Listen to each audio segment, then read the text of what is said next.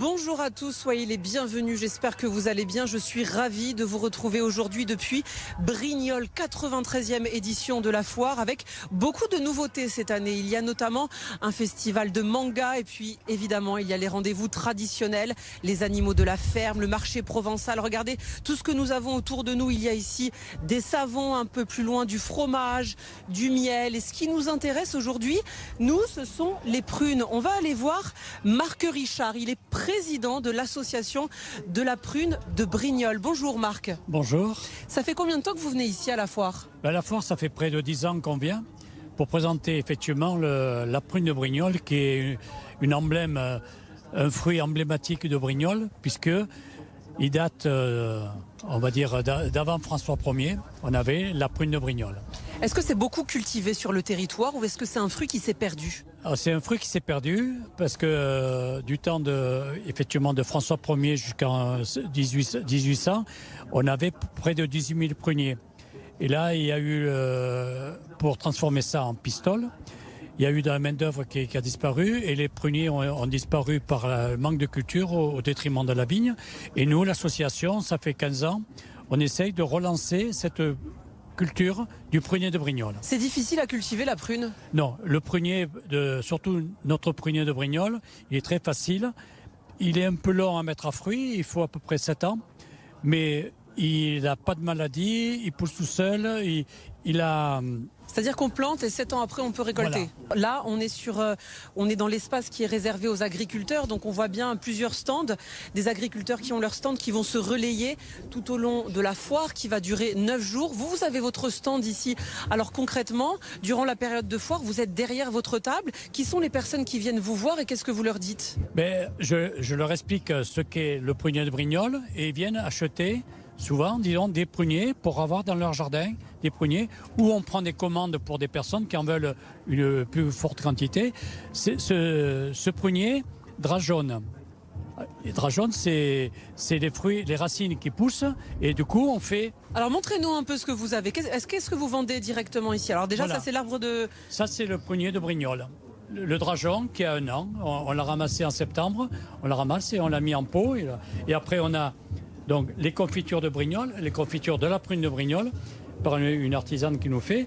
Et on avait, quand il y a beaucoup de trucs, il y a beaucoup de fruits, il y a le pâtissier de Brignoles qui nous fait des tartes, des tartes à la prune de Brignoles. Il nous fait des macarons à la prune de Brignoles. Délicieux. Délicieux. Et on faisait aussi de la pâte de fruits, du sirop, du coulis. Voilà. C'est toute la transformation derrière. La prune, on la trouve partout.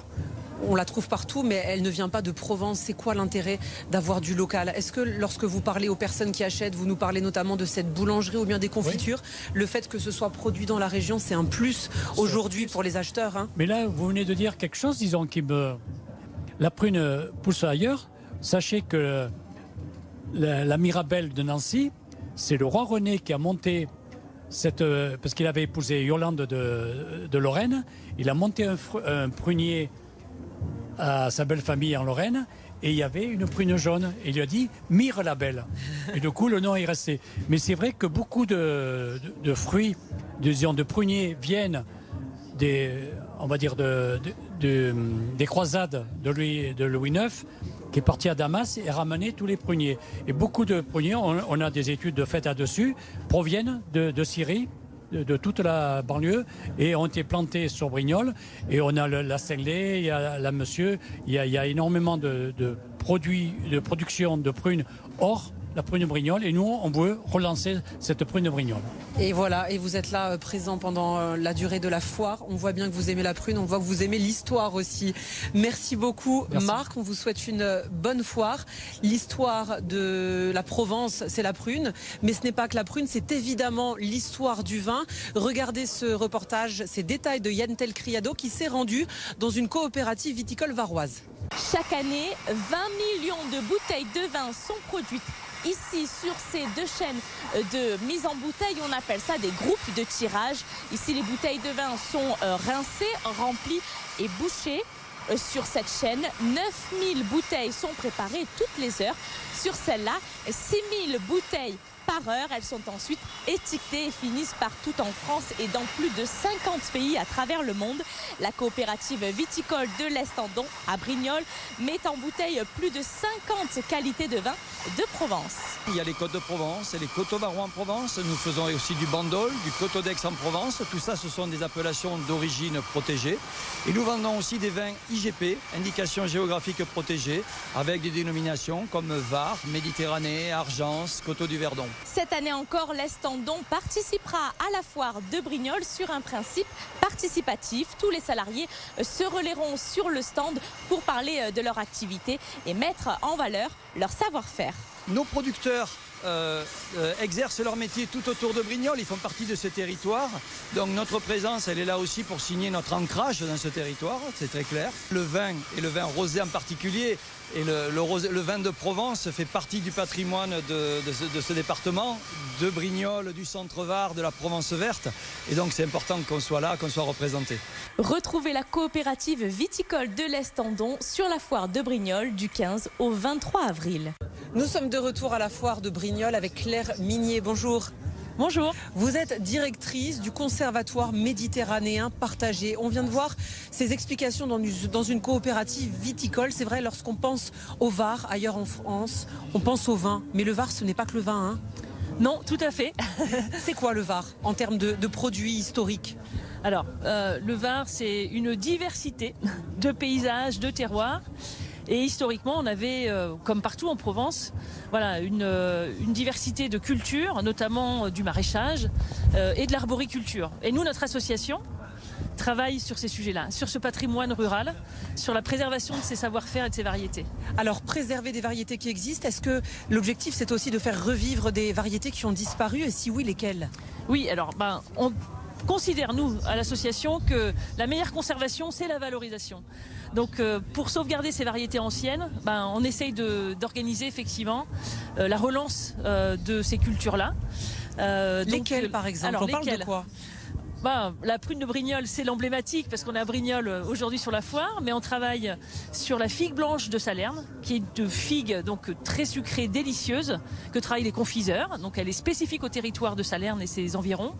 On travaille aussi avec le comité du coin de Cotignac, sur le coin de Provence. C'est marrant parce qu'il y a un stand coin juste ici. Le coin, c'est emblématique du Var, c'est ça?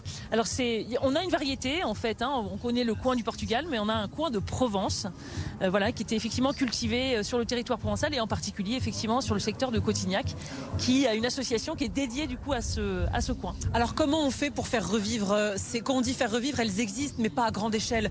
Comment on fait pour relancer les cultures? Il y a notamment un lycée agricole ici. Est-ce qu'il y a des partenariats pour motiver les jeunes qui vont se lancer dans le maraîchage, dans l'agriculture?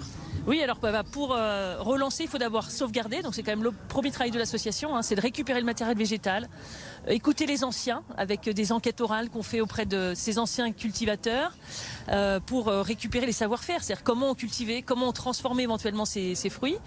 Et puis après, on organise la relance. Alors effectivement, ça passe par un certain nombre de partenariats. Et le lycée agricole de la Provence verte est un partenaire privilégié du Conservatoire méditerranéen partagé.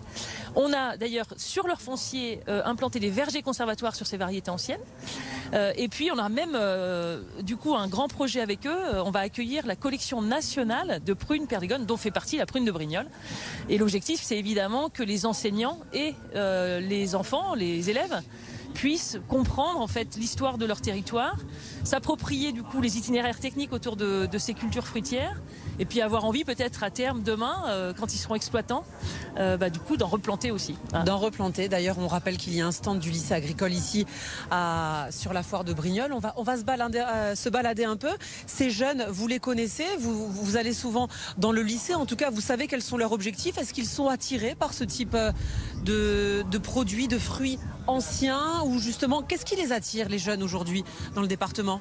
Je pense que comme je dirais l'ensemble de la population, à nouveau on s'intéresse à notre patrimoine, au circuit court, au fait de refaire du lien avec les anciens, et donc ils ont vraiment une curiosité autour de ces variétés anciennes qui sont quand même, c'est des jeunes qui sont globalement du territoire et donc qui ont entendu parler de ces cultures-là, mais qui ont besoin de les retoucher, de les regoûter aussi. Donc ils sont très volontaires du coup pour entretenir les vergers et à terme, puisque le lycée agricole a un atelier de transformation, participer à la transformation de ces fruits en confiture, en coulis, etc. Oui, parce qu'après, c'est vrai qu'on n'en a pas parlé, mais il y a tout ce qui est transformation. On parlait tout à l'heure de la prune. Regardez, vous nous disiez tout à l'heure que parmi les savons, là juste ici, peut-être qu'on peut montrer une image des savons, il y a des savons à la prune. C'est extraordinaire ça. Et oui, parce qu'elle a des propriétés, la prune. Voilà, elle a des propriétés évidemment alimentaires, elles sont gustatives. Mais on a permis la réalisation d'une étude avec l'Université Côte d'Azur et la start-up Nice Active pour étudier les propriétés de la feuille du prunier de Brignoles. Et effectivement, la feuille du prunier de Brignoles a des propriétés, notamment hydratantes. Et on a mis en lien cette université, l'association de la prune, avec un savonnier de Marseille qui a bien voulu faire un test avec cet ingrédient spécifique pour donc nous produire un savon à la prune de Brignoles. Voilà. Merci beaucoup Claire Minier d'avoir été l'invitée de notre édition spéciale. On se retrouve dans quelques instants sur notre antenne, ici depuis la foire de Brignoles. On rappelle que c'est jusqu'au 23 avril.